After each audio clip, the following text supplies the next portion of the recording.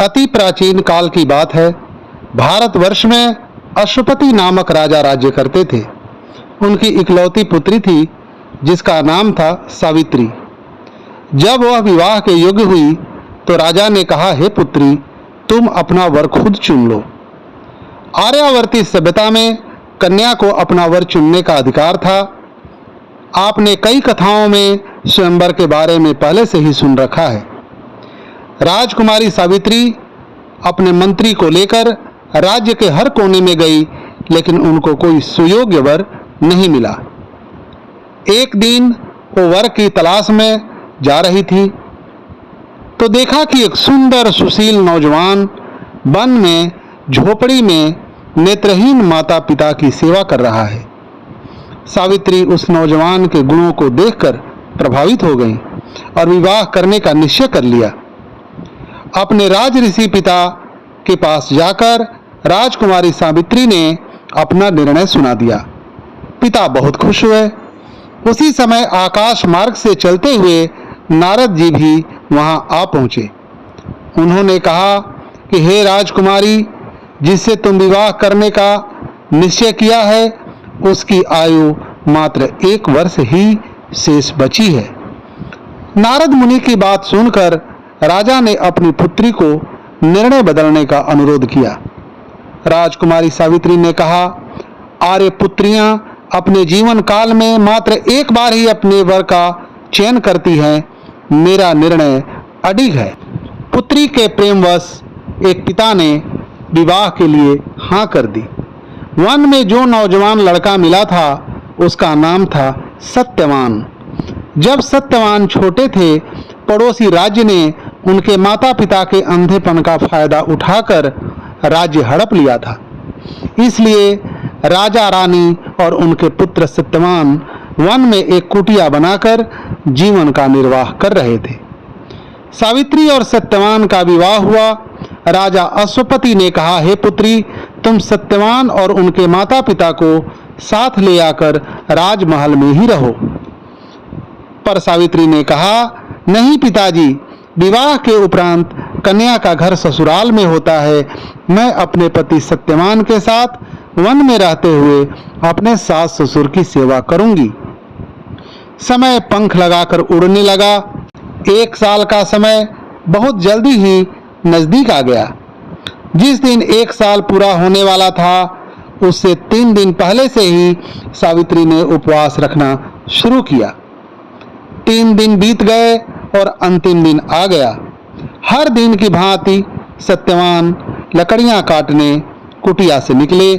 उस दिन सावित्री भी सत्यवान के साथ चलने का अनुरोध किया। हे आर्यपुत्र, आज मैं भी आपके साथ लकड़ियां काटने आऊंगी, मना मत करना।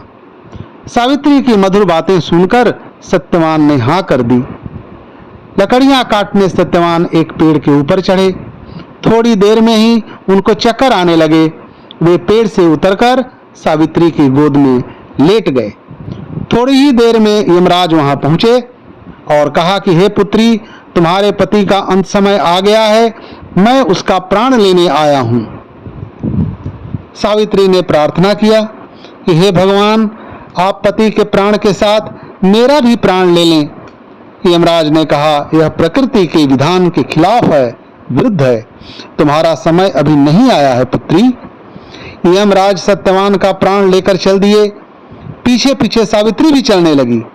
अपने पीछे आते देख यमराज ने कहा, पुत्री लौट जाओ।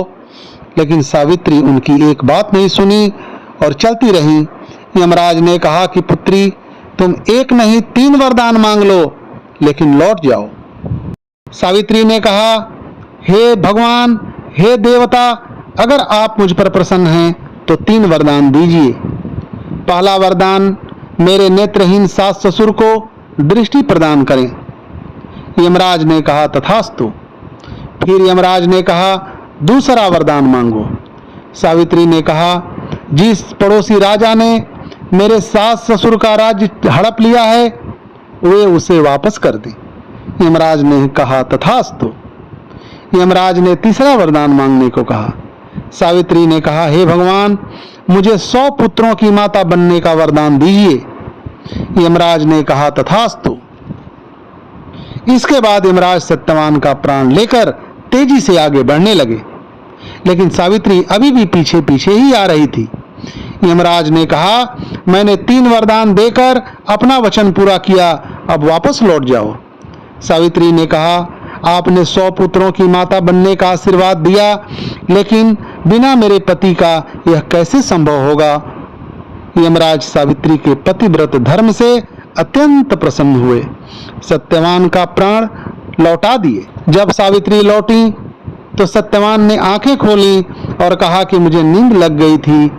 जहां पर सत्यवान का प्राण वापस हुआ वह स्थान एक वट वृक्ष के नीचे था।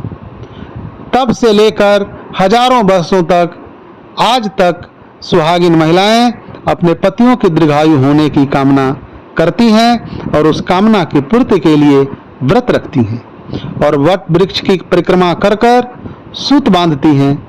यह कथा आपको कैसी लगी कमेंट करके जरूर बताइएगा।